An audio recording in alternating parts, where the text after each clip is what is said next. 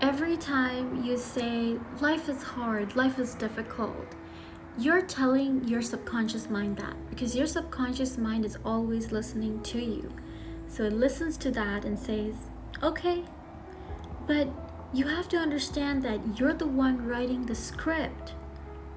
So why are you choosing struggle? Change the identity, and the outcomes will stop arguing with you.